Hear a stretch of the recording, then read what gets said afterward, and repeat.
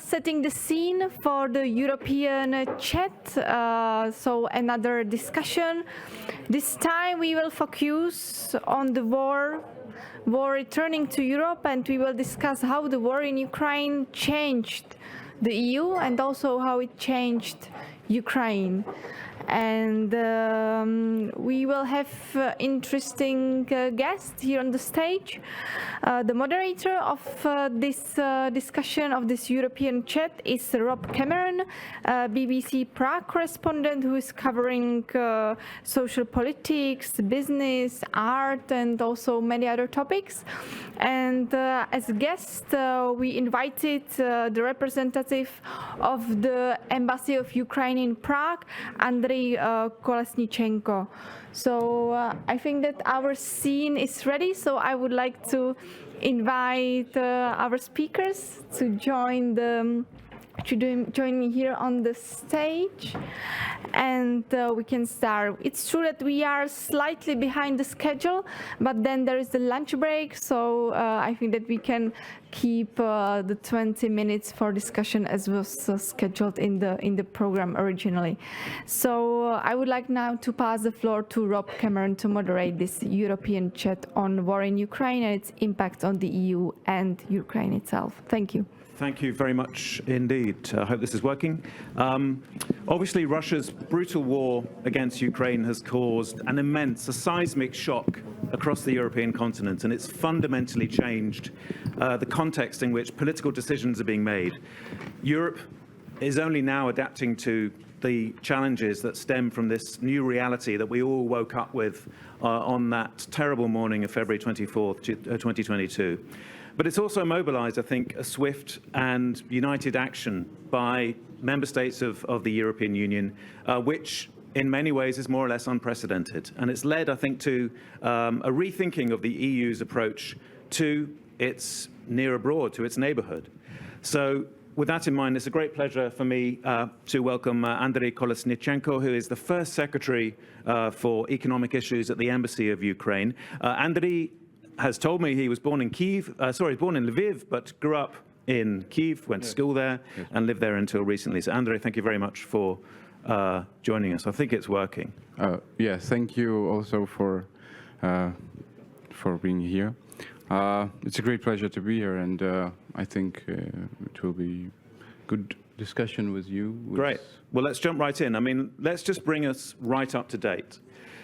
I appreciate that you are mostly concerned with economic issues, investment, and trade. So, in other words, your focus is banks rather than tanks. But you, as a Ukrainian, I'm sure, are very aware of what is going on both banks of the Dnipro River around Kherson and what we're seeing here. Do you think that Russia's withdrawal from the right bank of the Dnipro River and the city of Kherson, if it is indeed a withdrawal, is this, as some people are saying, a real turning point in this war? Well, first of all, I think it's not a withdrawal, but it's we push them back. So we pay for this with the life of our soldiers, and we're pushing them back, and they had to leave. I hope that really soon we will be in Kherson and bring back Kherson to normal life. But unfortunately, I don't know, and nobody probably, what the Russia gonna do. And will they bomb Kherson from the other side of the river and destroy it, or what they gonna do? So it's really, it will be like a victory, but still it's only one step to win, to our win. So yes, it is how it's one step forward to, but we'll see what will be. If this retreat, call it what you will, withdrawal from Kherson does happen, it will be very difficult, even for Russia's very well-developed propaganda apparatus, to sell that to the Russian people as anything else but a disaster. Kherson, of course, was the first regional capital that was taken by Russia and the only one that remained in Russian hands. To lose that after so many Russian dead, so many losses, it's just a catastrophe for Moscow, isn't it? Catastrophe. You know, the propaganda is very, very good in Russia. But yes, since, you know, they have those groups in not Instagram, Telegram, and all social medias, and people of Russia didn't understand what they did. And yes, it will be very hard for them to say why are they doing this? Why they retreat, as they say. So it will be a problem, but as you can see, they did it not even once. They did it with Zmyiny, with all the other territories we have deoccupied. So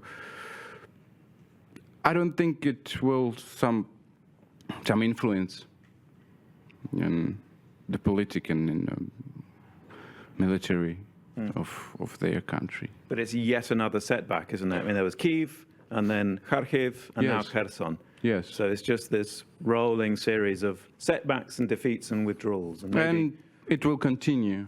It will surely continue, and it will continue until we get all our land back. Right. Well, I don't know if you know the quote by Ernest Hemingway, who was once asked how he went bankrupt. And he said, suddenly, and then very quickly. So maybe the same thing will happen to Putin. I don't know. Hope so. How do you think Russia's war against Ukraine has reshaped the political dynamics, the relations in this part of the world, in Central and Eastern Europe? Because some are saying that this really strong leadership shown by countries such as Poland, such as the Baltic states, such as, of course, this country, in terms of really muscular, unequivocal support for Ukraine in the form of tanks and artillery and money and moral support as well. Are we seeing the center of Europe's gravity shifting eastwards to this part of the world after decades of being dominated by those big economies, France and Germany? I think that, first of all, I would like to thank all the European society and governments for such a big help that we are receiving, and especially Czech Republic, which was one of the first who was given all the support that we need, not all, but support that we truly need. And yes, I think that nowadays it's not a question if Ukraine is part of Europe or it's obvious. So yes, it is a little bit shifting, and we'll see what will be after the war. But Ukraine will be some kind of border and Placdarm from this aggressor. But where does Kyiv, President Zelensky and all his people, where do you see your real closest allies and friends now? Do you think that's changed, and that now you see countries like the Czech Republic and Poland, the Baltic states and so on, Finland as your closest, most important allies, or is it still the traditional big, powerful countries in Western Europe and the United States? We receive support from all Europe. So yes, they are strong, our partners, like the countries you mentioned, and they will be in future. It's understandable, but I think the whole Europe and the whole civilized world is on our side, and I think we keep the relation that we are now. Right. And what about looking on a wider level, the impact that the war is having on the global alliances and the idea that the world is being reshaped in real time, partly thanks to this war? And what is emerging is a much more clearly defined block of autocracies, Russia, China, Iran, on one hand, and these liberal democracies under pressure, facing great economic, political challenges, but still, in a way, strengthened by this challenge that they have had to face, such as this country and Europe and America and Canada and so on. Where do you see the place not only of Europe but of Ukraine as these blocks perhaps emerge from the mists and become much firmer in our imagination, at least? First of all, I think that we are already de facto the part of NATO. So it's now only to make it de jure, because we receive a lot of equipment, and I think even the NATO will be interested to have such an army as we have nowadays, who unfortunately has this experience of this war.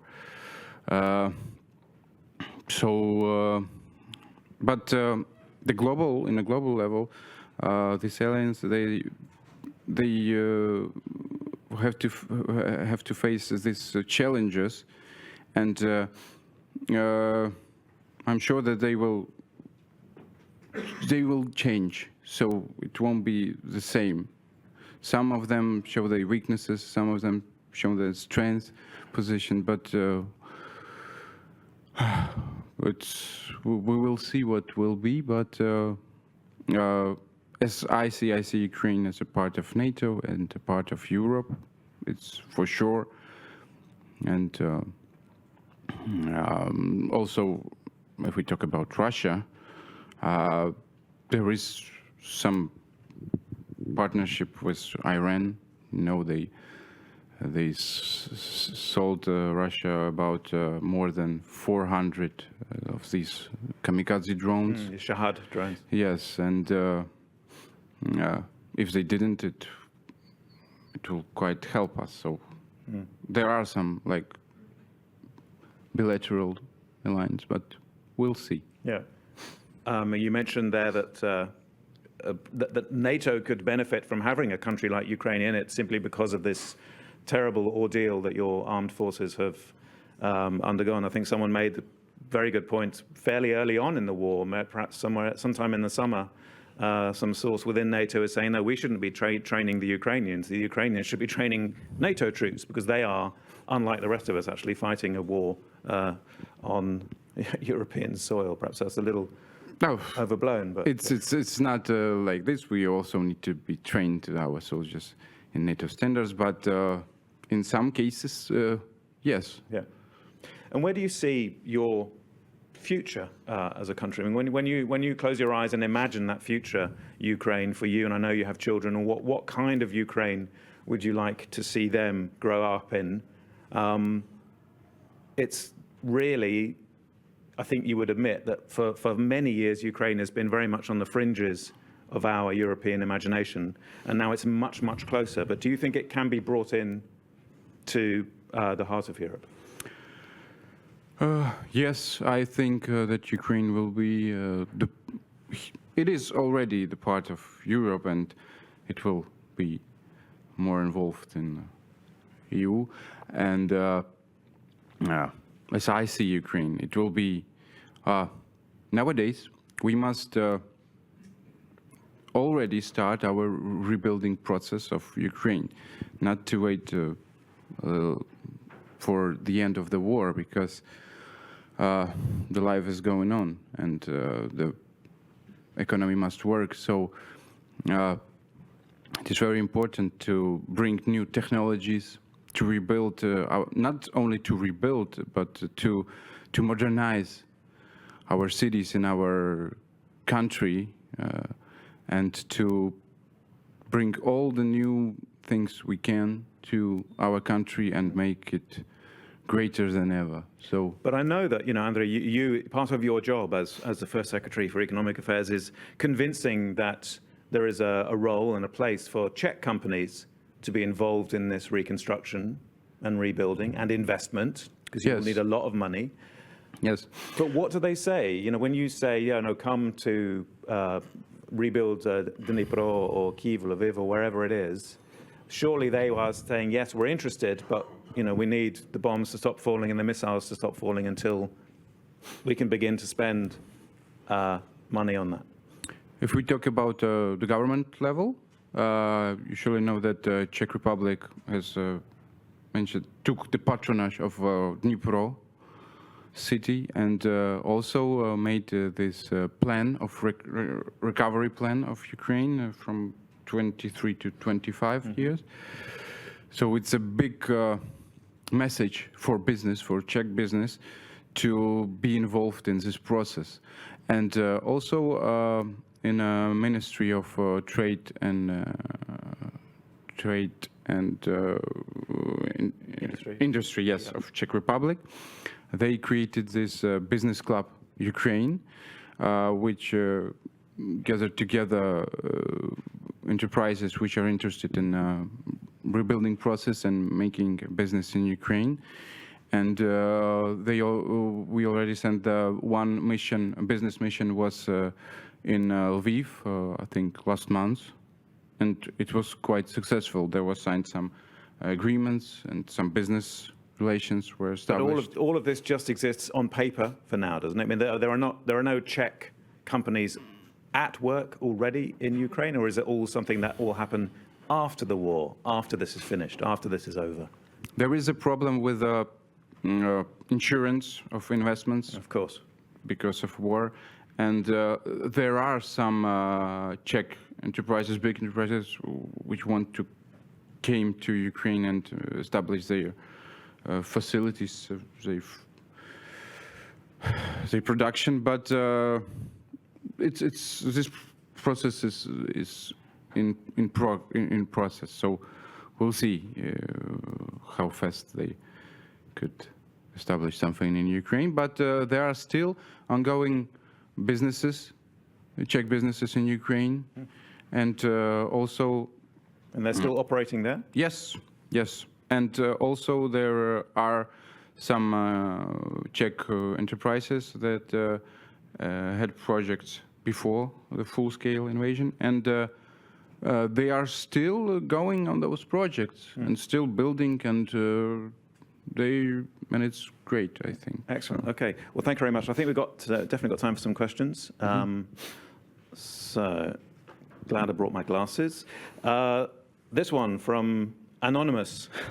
What kind of security guarantees can or will the EU provide Ukraine and the Central Eastern Europe region in order to counter any further Russian aggression? That's a very good question. So looking really far into the future, if you do push back the Russians from your borders, what about the future? What guarantees does your country need to secure its future? I think, first of all, we need to be the part of the NATO. It will be the great thing for security measures, and even with so much potential resistance from some countries which simply don't fancy a fight with Russia. I mean, you hear what Macron or others say about Ukraine's NATO ambitions. It just does not seem likely to an impassionate observer looking at it that it's going to happen. I mean, you're younger than me, but I mean, even in your lifetime, it seems unlikely.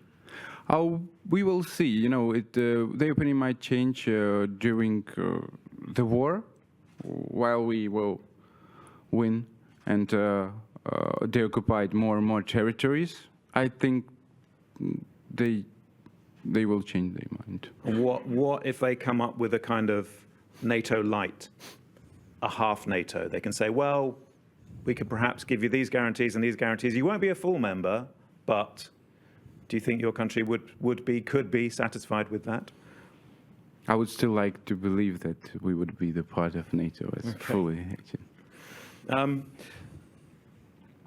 Yes, no, given the war in Ukraine, how close are we to the establishment of a comprehensive EPC? I think that's a European Political Community, I think, using the acronym for that. Yeah, the European Political Community. It's an initiative that was supported by France earlier this year at a summit in Prague, which is a very large community of European countries, but not just EU countries, also Turkey, Ukraine, the Western Balkans, Georgia, Azerbaijan, and so on.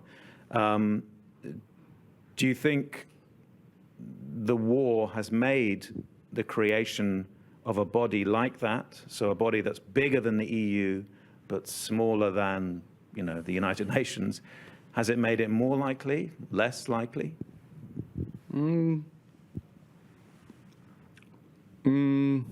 It might. It could be. It could be.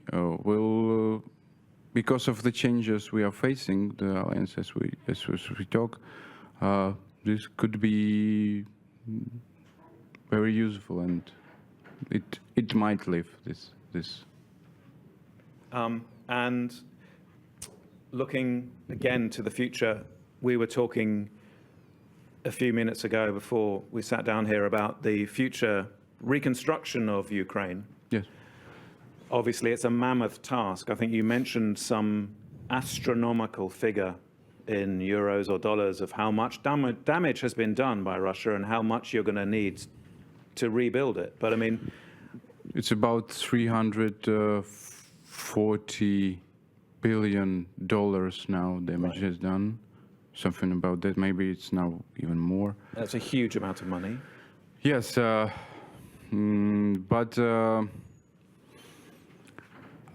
Ukraine has a big potential. It has resources. It has good educated nation. So I think that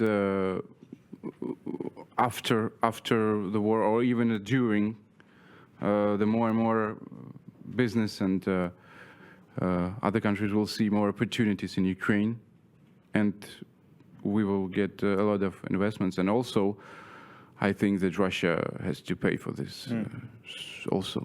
But as we were discussing before, if you take the example of a city like Mariupol, yes, a huge, vibrant, multicultural, founded by the Greeks, I think, centuries ago, city, this incredible city, yes, that's just a shell now, isn't it? It's a cemetery. yes.